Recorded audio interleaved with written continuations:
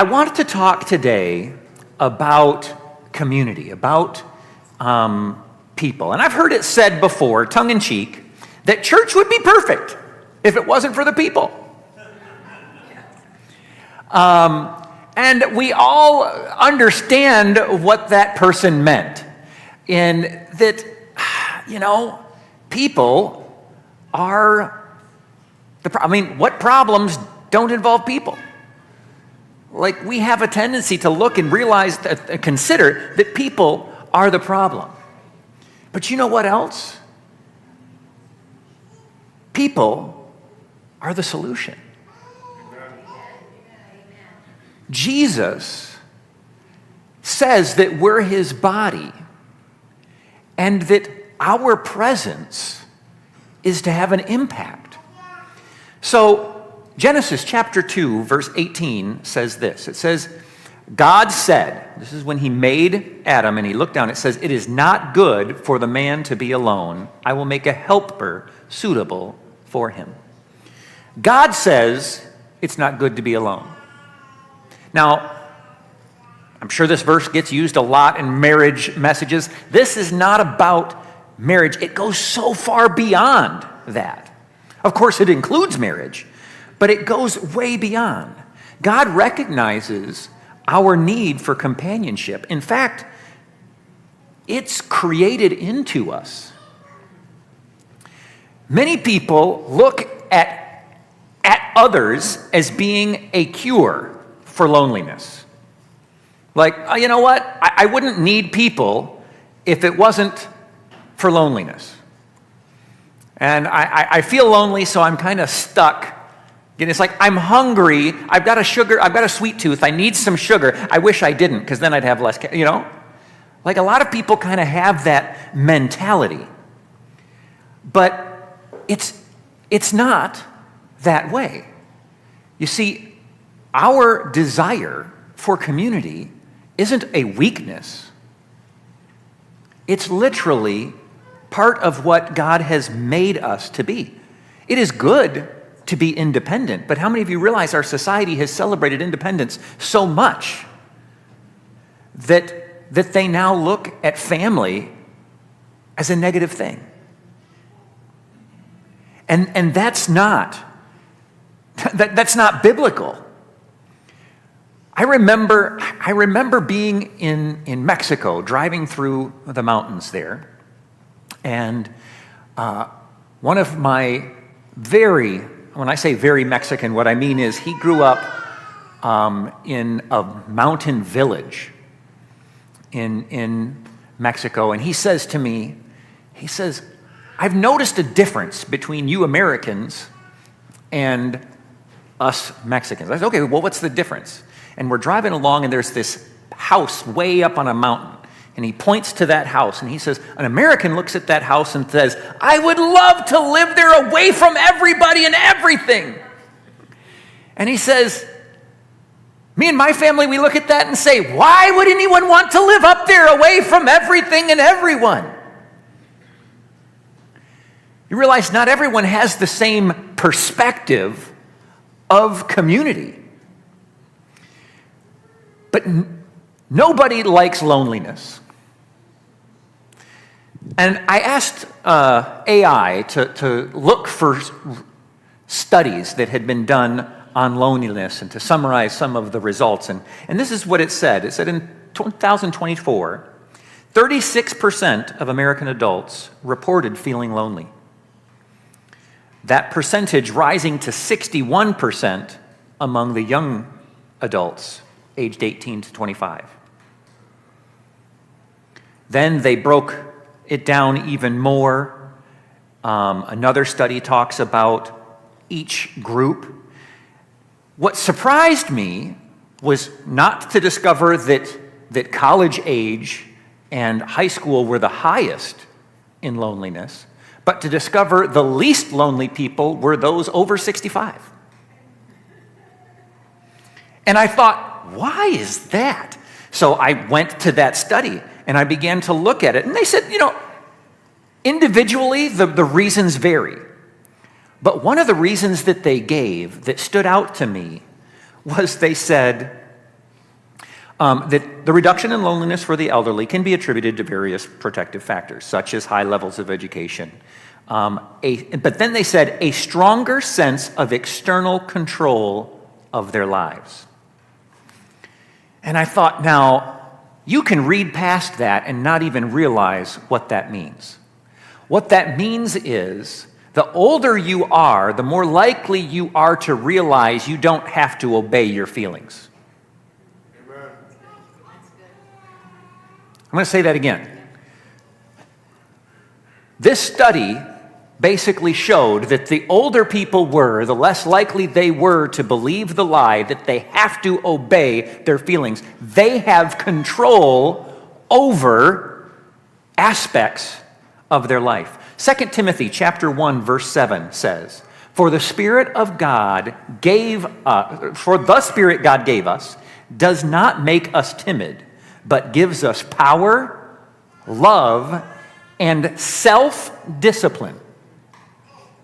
Say that with me. Say, God gave me self-discipline. Wait, he gave you power, love, and sound mind. Is some translations say self-discipline is included in that concept. That's how some translations actually write it out. Now, if God gave you self-discipline, he doesn't say God gave me God discipline.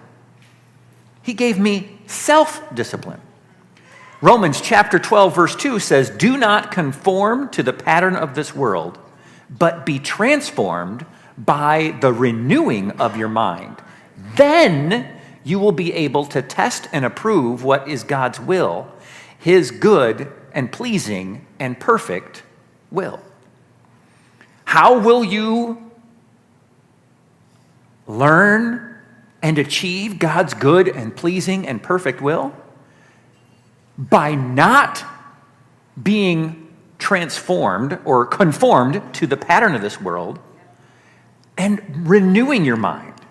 Philippians chapter 4, verse 8 doesn't say, Finally, brothers, whatever you feel like thinking, think it. It says, Finally, brothers and sisters, whatever is true, whatever is noble, whatever is right, whatever is pure, whatever is lovely, whatever is admirable, if anything is excellent or praiseworthy, think on such things. Studies actually say you don't think your emotions. You don't just wake up and be like, I think I'm gonna be happy. However, you do reject the narratives that come into your mind. You accept them. Also, you choose actions that steer your emotions. They took kids, and all they did was tell them, smile. That's it. They didn't give them toys. They didn't do anything else. They just took a group of kids and told them to put a smile on their face. And their increased happiness was measurable by the psychologists. That's it. That was the difference. Take another group of kids, don't just be. Our choices have an impact. But we've been taught that that's not the case. And the younger we are, the more we were taught that. 15 or 20 years ago, it became super popular to stop keeping score at games. Why? Well, because if the score is too lopsided, someone might feel bad. And we don't want them to be forced to feel bad. They don't have control over how they feel, so we will remove the score so that they won't feel. The intention was good. How many of you have ever had a disappointed child before? How many of you would have tried pretty hard to stop them from being disappointed? I'm with you. I've got 6 kids. I know that the heart behind it was good. But the lesson it taught was, my circumstances are what's actually in control, not me. But the Bible says God has given us a spirit not of fear or timidity, but power, love, and a sound mind or self-control or self-discipline, depending on what translation you look at. You see, people are not just a cure for some obnoxious feeling of loneliness. And a lot of people have this attitude. Well, either I have to put up with those, again, we compare it to food. I have to put up with those high-calorie, sugary foods because I'm so hungry. I'm going to have to put up with people in order to get rid of my loneliness. If only there was a way to do it without them, I would. But it's not just a cure for loneliness. People are vital for many other reasons. Let's just take a look at some of the things that people in community provide for us, besides just eliminating that obnoxious feeling. Proverbs 27:17 says, "As iron sharpens iron, so one person sharpens another." Spiritual growth is enhanced.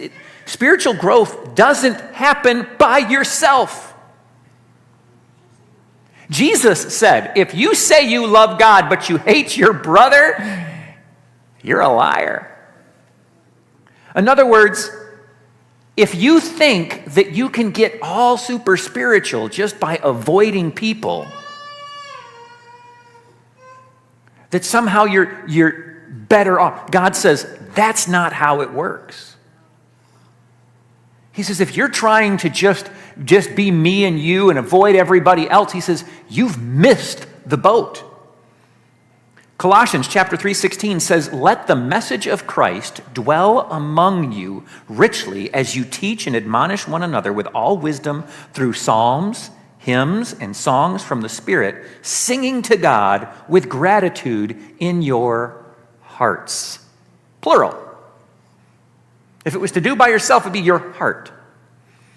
He says, come together, be together, sing together, be grateful together. Being part of a community allows for spiritual growth, but part of being around people is the annoying part. How many of you realize that? There's a verse I didn't write down. It says, but basically, it says, where there is no oxen, the stall is clean, but much work is accomplished from the oxen. If you don't want to clean up their mess, you can just not get oxen, but then you have to personally pull the plow yourself. Right? That's what the proverb says. It says, listen, yeah, you might have to shovel some poo, but the oxen provide so much more benefit. So, James chapter 1:2 says it this way. It says, "Consider it pure joy, my brothers and sisters, whenever you face trials of many kinds, because you know that the testing of your faith produces perseverance. Let perseverance finish its work so that you may be mature and complete, not lacking anything." This verse literally says, if you never get to practice perseverance, you cannot achieve maturity, and you'll always be lacking something of value. Think about that for a second. So many of us have this idea that life owes us perfect circumstances. Oh, the person I married wasn't perfect. The place that I work isn't perfect. The kids that I had, they're not perfect. My life isn't perfect. I'm missing perfection. God says, no, that's not what you're missing. We are designed by God to persevere, to forgive, to love. When we look at 1 Corinthians chapter 13 and it talks about love is patient, love is kind, does not envy, does not boast, does not keep record of wrongs. How many realize love is designed to be the lubricant between imperfect and imperfect? What else are people designed for? mutual support. Romans chapter 15, 1 through 2. We who are strong ought to bear the failings of the weak and not to please ourselves. Each of us should please our neighbors for their good, to build them up. You mean my life isn't just about me? It's not just me? How many of you remember the verse that said it's more blessed to give than to receive? That wasn't God just being altruistic. Psychology has proven it over and over again. The happiest people aren't the people who are accumulating things and living for their own hedonistic desires. The happiest people are the ones who have, as a part of their life goal, benefiting others. That's one of the beauties of becoming a parent, is you start to live your life for someone other than you.